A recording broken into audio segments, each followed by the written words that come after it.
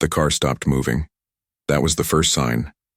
Not the engine cutting out, not voices rising, just the absence of forward motion, like the night itself had decided to freeze in place. Inside the sedan, 3 men sat perfectly still, their breathing controlled, their hands visible. The 4th man, the one in the back seat with his hat pulled low, had stopped asking questions 20 minutes ago. He knew what silence meant in this world. He knew that when men stop answering, decisions have already been made. It was October 1929, and the streets of Staten Island stretched empty under a moonless sky. The kind of darkness that swallows sound. The kind of quiet that makes every heartbeat feel like a broadcast. Salvatore Lucania, the man they were starting to call Lucky, sat with his back straight and his eyes forward. He had been in cars like this before. He had been in situations where the temperature drops and the air gets thin and everyone pretends they're going somewhere normal.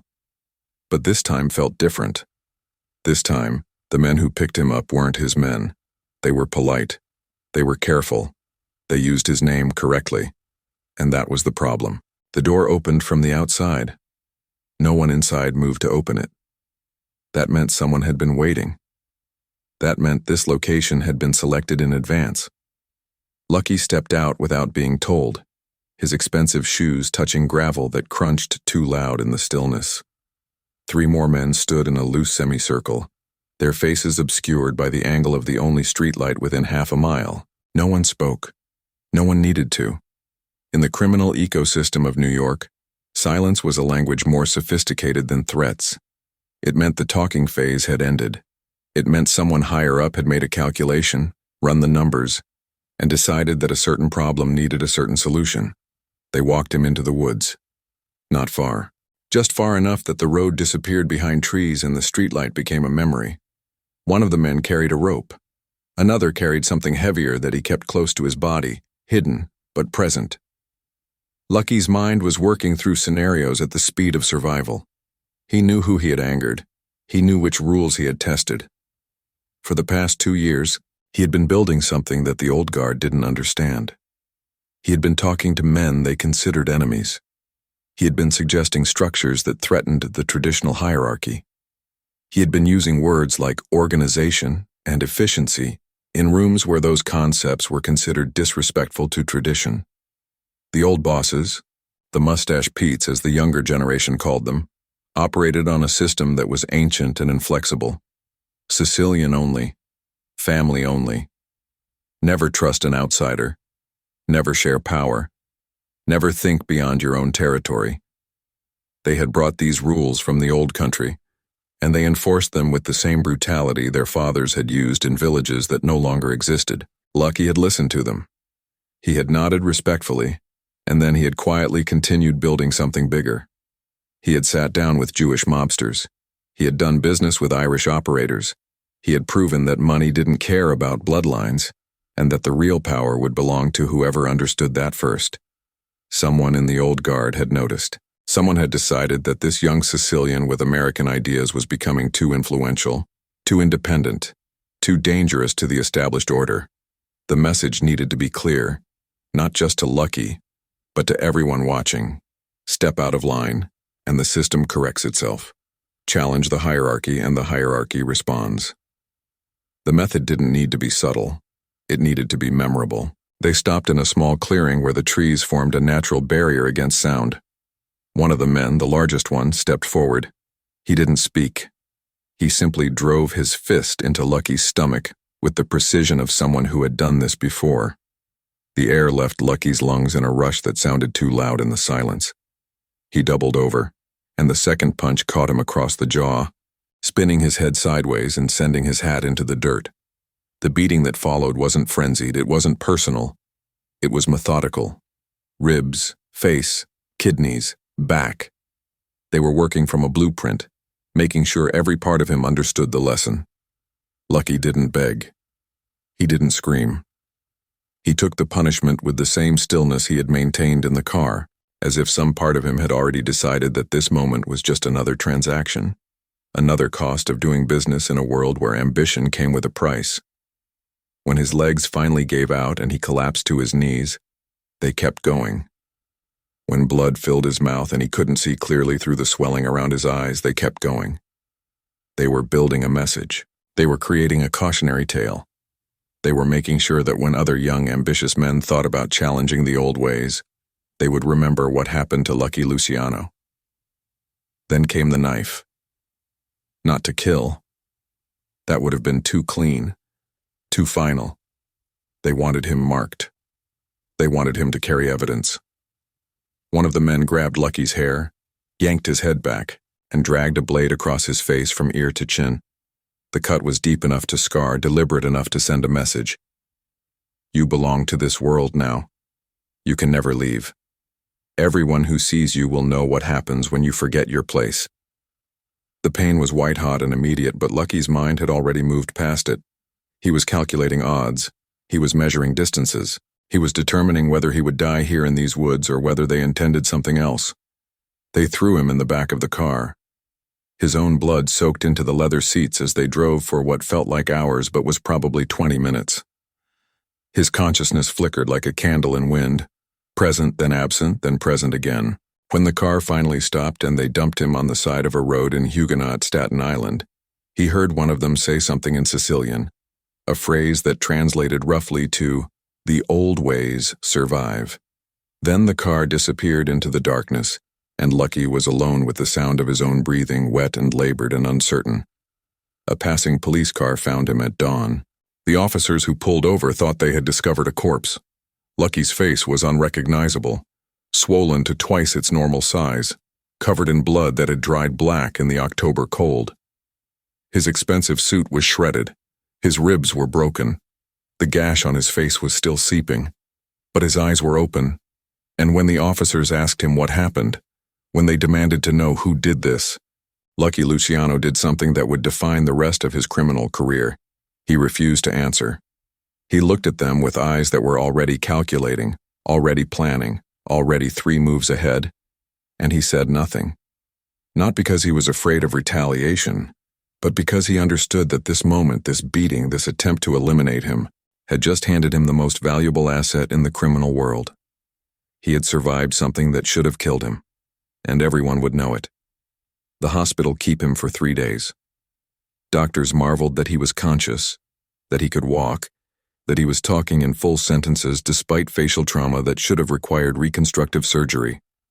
The police came back multiple times, detectives who knew exactly what Lucky was involved in, who knew this was mob business, who knew that somewhere in New York, someone was waiting to hear confirmation that the problem had been handled. But Lucky gave them nothing. No names, no locations, no narrative. He simply repeated that he had been jumped by 3 men he didn't recognize, that it was probably a robbery, that he wanted to put it behind him and move on. The detectives knew he was lying. Lucky knew they knew. Everyone understood the transaction. The law would not protect him. The law was a separate game with separate rules. This was internal business, and it would be handled internally.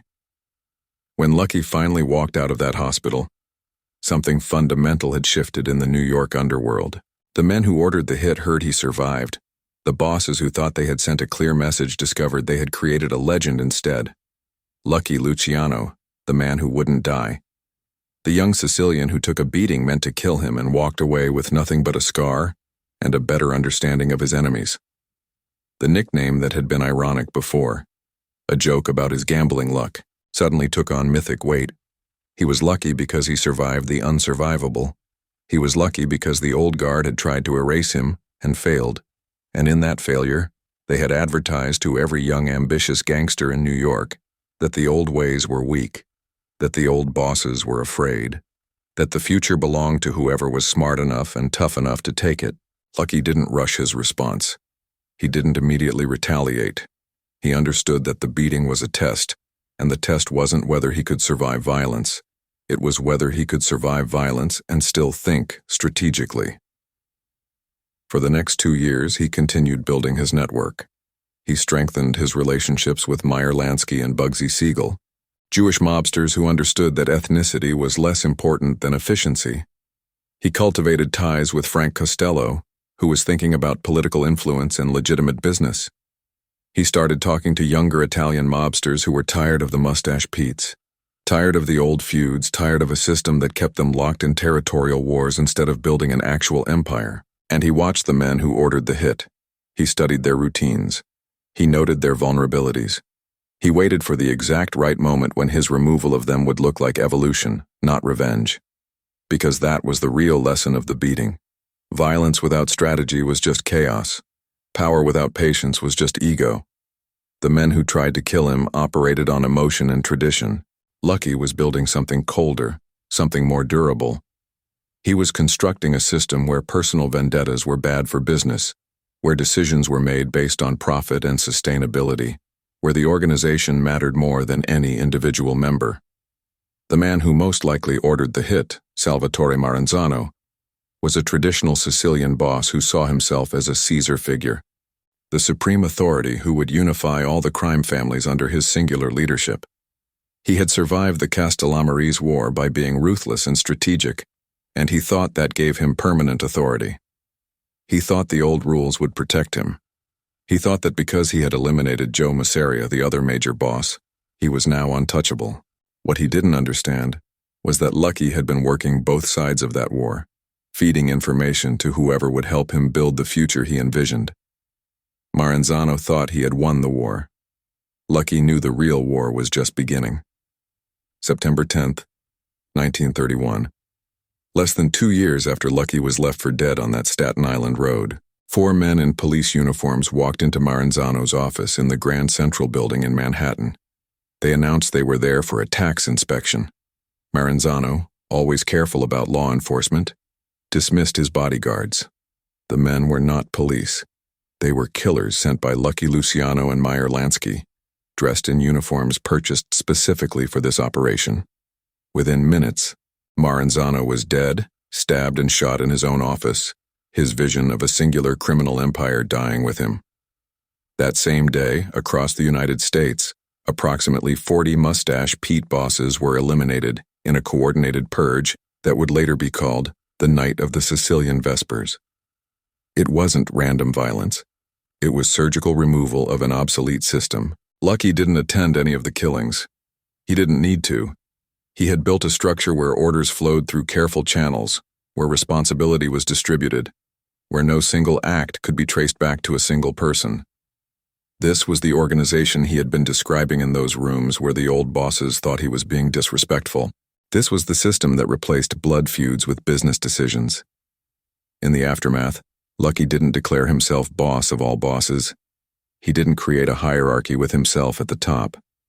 Instead, he formed the Commission, a board of directors for organized crime where major decisions required consensus, where different families maintained autonomy, but cooperated on issues that affected everyone. It was the closest thing the American underworld would ever come to a constitutional government. The scar on Lucky's face never fully healed. It remained visible for the rest of his life, a thin line from his right ear to his chin that drooped his eyelids slightly and gave him a permanently knowing expression. People who met him would stare at it, trying to imagine the violence that created it, trying to reconcile the calm, well-dressed man in front of them with the story they had heard about the beating that should have killed him. Lucky never explained it. He never told the story himself. He let others tell it. He let the legend grow.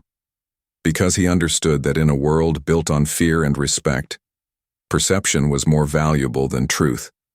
The men who beat him had intended to create a warning. Instead, they created an origin story. They intended to show what happened when you challenged tradition. Instead, they demonstrated that tradition could be survived, could be endured, could be overcome by someone with enough will and enough vision. Every young mobster who came up in the 1930s knew the story. Every ambitious operator who thought about building something bigger than a neighborhood racket remembered Lucky's scar. It became a symbol not of what the old guard could do to you, but of what you could survive if you were smart enough and tough enough and patient enough.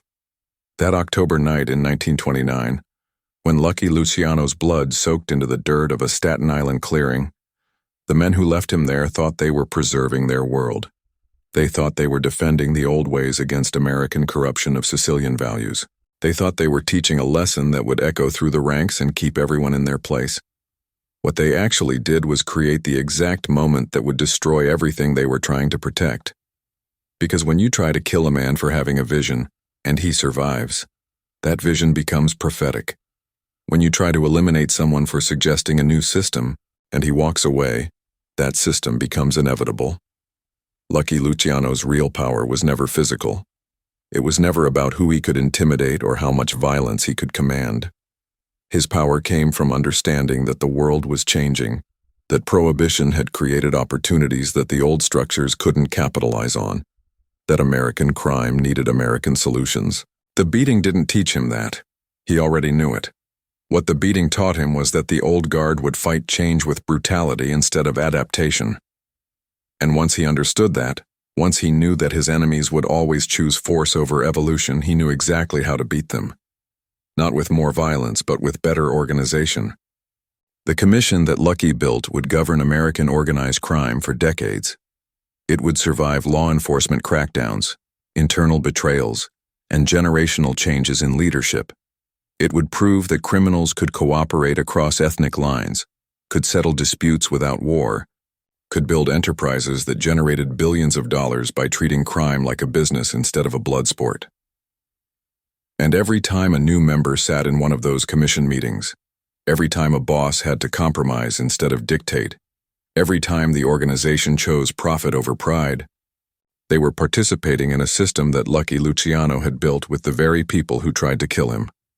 The scar was a reminder, not of violence endured, but of a moment when the future and the past collided on a dark road, and the future walked away bleeding but walking. It was proof that survival was a form of victory, that patience was a weapon, that the man who can take a beating and still think clearly is more dangerous than the man who never gets hit at all. Lucky carried that scar through federal prosecutions, through prison, through deportation to Italy, through decades of influence that continued long after his supposed power had been stripped away. And until the day he died, everyone who saw it knew exactly what it meant. It meant that Charles Lucky Luciano had been left for dead by men who represented everything old and traditional and uncompromising. And it meant he had survived long enough to bury them all.